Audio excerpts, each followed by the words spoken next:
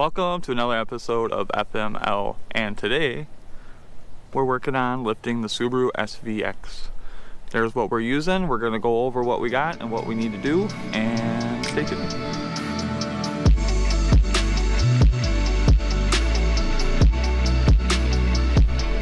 So here is our setup. We have struts and springs from a Forrester. I believe these came from a 2004 Forrester.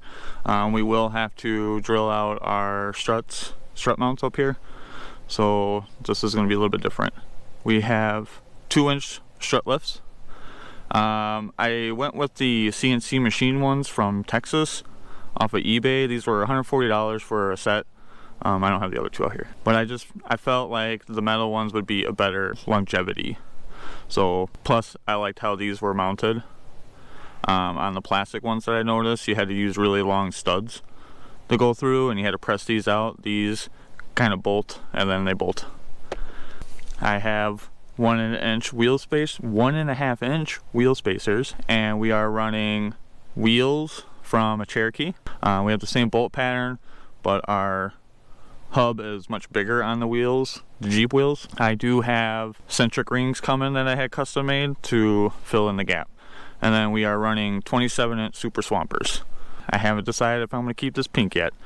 We might just send it like that. So first thing we need to do is get the wheel that almost fell off, and start doing some disassembly. Here we go.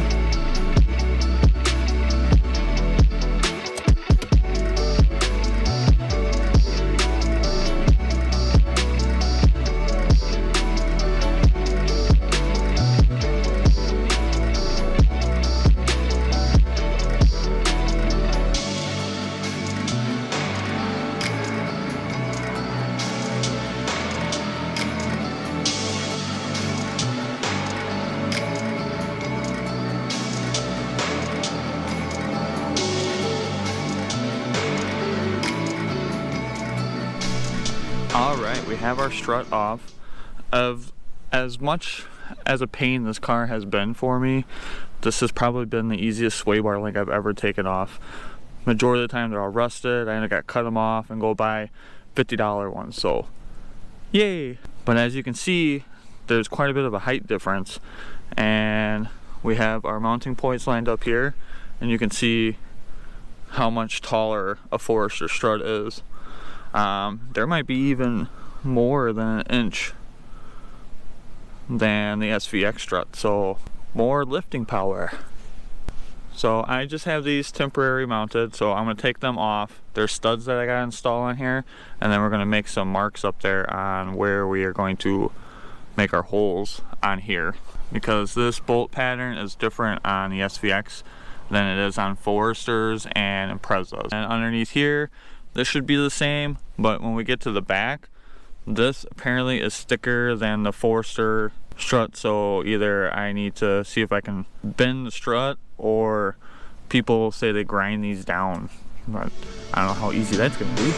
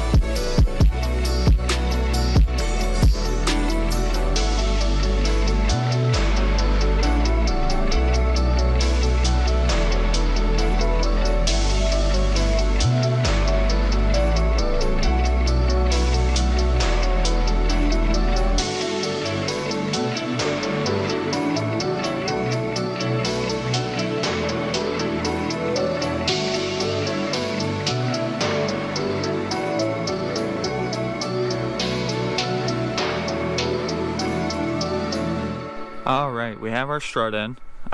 We have our holes drilled. I'm going to get bigger washers for these so that these washers aren't good. As for the bottom here, I'm having a little bit of a hard time, and I'm almost thinking I'm going to have to ditch my lifts, my strut lifts. I barely got this bottom bolt in, and I'm struggling to get this bolt in, and then come to find out these holes don't line up. when I was reading about lowering an SVX, people use Preza struts or coilovers. I knew you had to modify the rear. I didn't think there was any modification to do other than the sway bar link is missing on the strut. So I'm a little disappointed that I just went through all that work to get this to line up, but it is what it is. Now to find my stepper bit, we're just gonna make these holes bigger. So that's gonna conclude my day today. I have to get ready for work. I'm out of personal days because it seems like this might be the last nice day this year. So I'm gonna take these to work and I'm going to use the air tools that I have there to make these holes bigger so I can spread them apart this way, because just drilling them out, it's just making it bigger that way, and that's not what I want to do. Ah! Snowball! And I also need to fix the threads on this bolt because I pounded it through, not even thinking.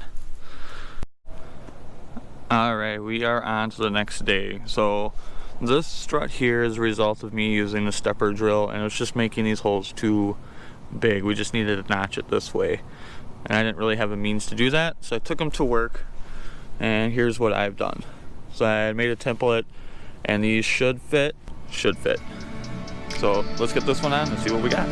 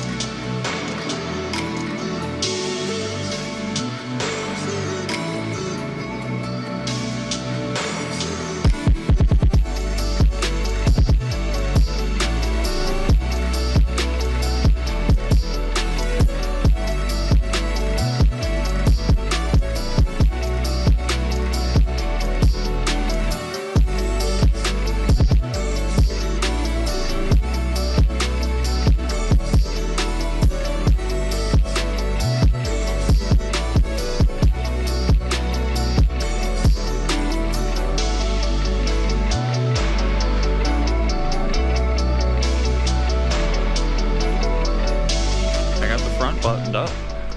We did have a little bit of rub going on here, so I cut the plastic piece back. I'm not sure what this wire harness is for, but maybe I'll make a plate to protect it. But it looks like it's not going to hit it, but it is rubbing on there. When I have this wheel off again, I'm going to grind more of that, and it's just barely rubbing on the front here. So there's a lot more gap than I thought there was going to be, but I like that. That's not a bad thing in this scenario, but it's a little bit bigger right now because I already started working on the back. But yeah, we got one wheel down, 3 to go. The other side should be pretty quick and easy since I already know what I need to do. When I was moving it, I forgot I needed to grind the caliper, and so it was starting to hit the caliper. So I had to take the wheel back off. Take the wheel back off and grind it. You can see more photos of it on my Instagram and Facebook, so don't forget to check those out. Now on to the back. So I know that this is way thicker than the Forrester struts, so I'm not sure how exactly I want to tackle that. We're just going to have to grind even more material off of this assembly. So we're going to start working on this, get this removed, so if I need to take these struts to work, the other struts, not these struts, if I need to take the other struts to work to get some metal off of them, then I have that to do today. So here we go.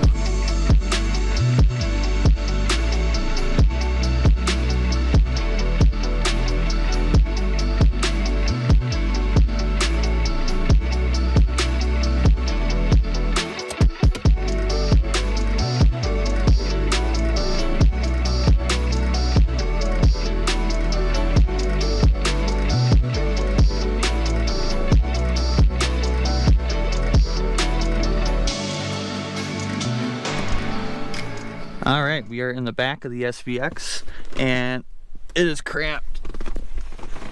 Look at this. So this has been fun. I can't wait to drill holes back here. So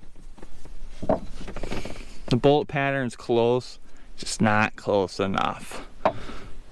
So I gotta be careful of where my seatbelt is.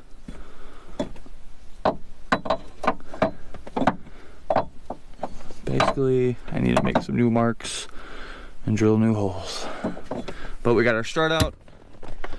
We'll be ready for the other side when we need there. Here we go. Here's our Forrester strut and the SVX strut. And you can see from the bottom here to the bottom here, there's quite a bit of a lift there. So I would rather the rear end of the car sit up higher anyways. So yeah. The other issue is this right here. So the SVX is definitely wider than this. What I did with the front is I took a socket, stuck it right here, and just went boom, beat it down, spread it apart a little bit, and then I'll grind material, quite a bit of material off of here. So yeah, we'll make it fit. The only other thing that I see is that the Foresters must have some kind of clip that holds the brake hose on, so we'll have to look for one in the junkyard sometime and make sure our brake lines are secured.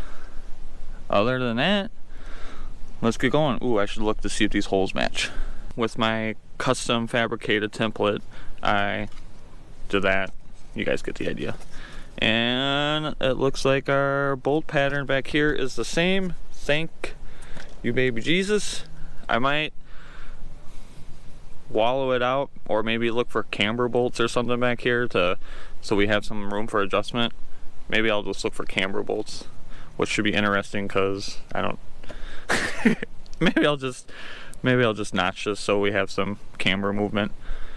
All right, we are back at it. Another day, another chilly day. It's like 22 degrees right now, but there's no wind, so we got that going for us. But here is where we stand.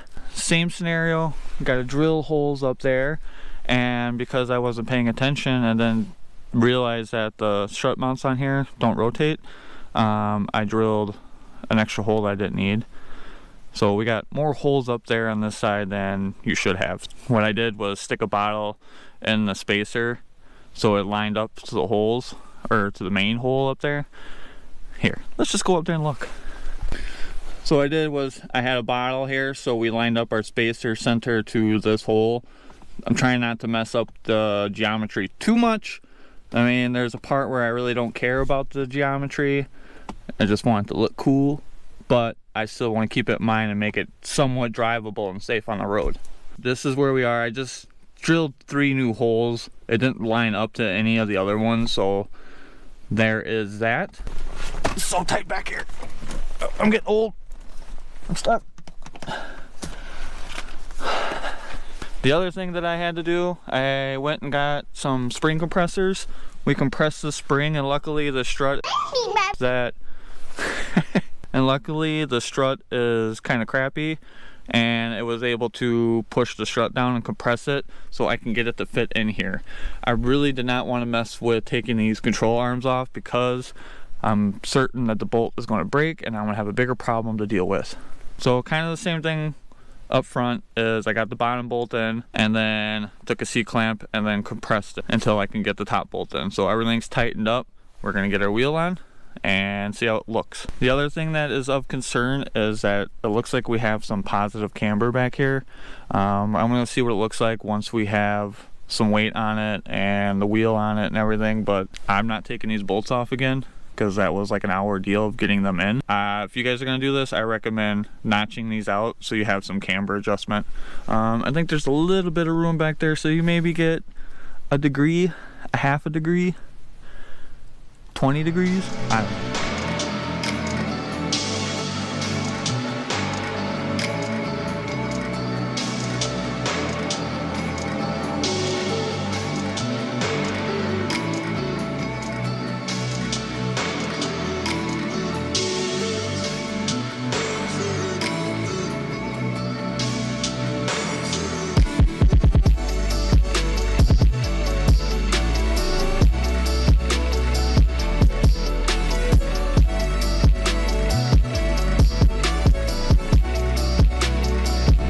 we got the driver's side done. The only issue I see is it's a little tight fit right there, but I think we'll be all right. Let's see if I can, no. Plenty of room back here. I don't think we're gonna hit much up here unless I take it off some sweet jumps. I did manage to screw up a thread on here, so when we get our hub centric rings in and I have to take all this off, I'll tap that stud, the one that's on the Subaru, not the spacer. But yeah, I'll clean up the threads and I'll get a new nut for it, because this guy, I don't know what happened. It started threading. So I'm gonna go work on the other side, and I will see you when I have all 4 done. For height difference, you can kind of see how much higher our sides are compared to stock. Also, another thing I'm gonna point out is I'm gonna find a sketchy shop that can do an alignment, and we'll bring the camber out on this one. I really don't have much for adjustment. I don't think I have any adjustment back there. We'll figure it out. Otherwise, I'm still not real concerned about it.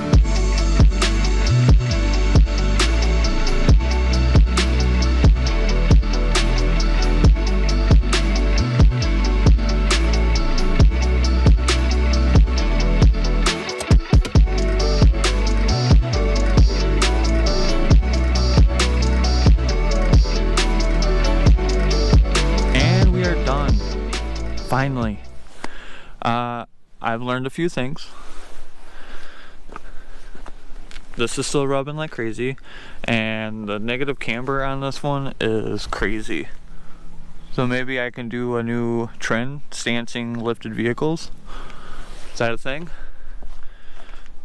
For the rear, once I got the other side done, it just made this right here way worse. So I'm gonna come in with a saw, maybe. Come in with a saw, cut here. The other option is to lengthen this trailing arm that's right here. It either needs to be dropped down, and then that should recenter, because we have a huge gap right here. Right here.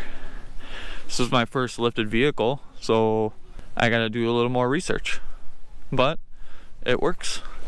Once we figured out some things, this side went pretty quick. You know, we have the same situation here. I ended up disconnecting the sway bar back here because it was binding. It was just too high up. The other thing that I could do, and I don't know if I want to or not, but I can remove the spacer back here, which will drop it a little bit lower, and it'll kind of match the front. Now, I kind of like the angled look, so I'm not sure if I'm going to do that yet. But this side, we have the camber a little bit better. I am freezing. The next video will be of me taking you for a drive. I gotta see if I can find a piece of land to go off-roading a little bit and see how things go. But other than that, I did it. It's good. We're done. Call it a wrap. And there you go. We have a lifted SVX. I thought it was going to be the first one, but after some conversations that I've had on my Instagram and Facebook, this is like number 3 with the number 4 coming, but definitely not a trailblazer. So on that note, thanks guys for watching, and remember to keep making financial mistakes. Like this one. This is a big financial mistake.